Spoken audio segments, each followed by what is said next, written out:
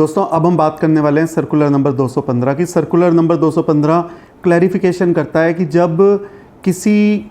Motor vehicle का अगर कोई डैमेज हो जाता है, कोई मोटर व्हीकल पूरी तरह से दुर्घटनाग्रस्त हो जाती है, टूट जाती है, ख़राब हो जाती है, आग लग जाती है, कुछ उसका पूरा का पूरा नुकसान हो जाता है, उस केस में उसके सैल्वेज वैल्यू को ट्रीटमेंट करते वक्त उससे संबंधित एक क्लैरिफिकेशन जारी किया गया। दोस्तों जब पहले कोई व्यक्ति अपने मोटर व्हीकल का इंश्योरेंस करवाता है तो वो इंश्योरेंस प्रीमियम देता है। तो जो इंश्योरेंस कंपनी है वो सप्लायर है और जिसने इंश्योरेंस करवाया, इंश्योर्ड ने, वो रेसिपिएंट है, और जो प्रीमियम होता है उसके ऊपर जीएसटी पे किया जाता है। This is the first thing. After that if unfortunately उसके मोटर व्हीकल को, इंश्योर्ड के मोटर व्हीकल को यदि कोई दुर्घटना होती है, आग लगती है, टूट जाते हैं, एक्सीडेंट हो जाता है, तो उस केस में इंश्योरेंस कंपनी का फ़र्ज है कि वो इंश्योर्ड को लॉस उसका सेटलमेंट करे। बट अगर सपोज कीजिए जो इंश्योरेंस हुआ किसी मोटर व्हीकल का, एज्यूम करते हैं 1 लाख रुपए का, बट उसकी रैकेज वैल्यू या सेल्वेज वैल्यू है 20,000 रुपीज़, तो इंश्योरेंस कंपनी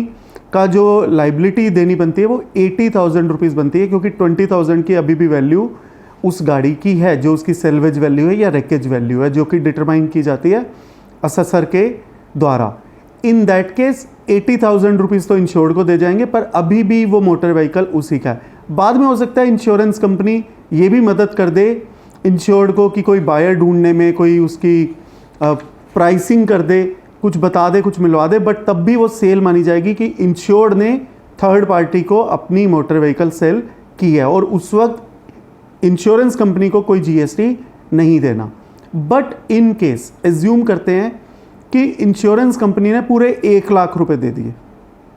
इंश्योर्ड को, इन दैट केस जो इंश्योरेंस कंपनी है उसने कोई रैकेज वैल्यू या सेल्वेज वैल्यू डिडक्ट नहीं करी। इन दैट केस वो मोटर व्हीकल जो रैकेज वैल्यू है या सेल्वेज वैल्यू है, क्योंकि उसने इंश्योरेंस कंपनी ने इस पैसे को माइनस नहीं किया, अब ये मोटर व्हीकल प्रॉपर्टी बन जाएगा इंश्योरेंस कंपनी का।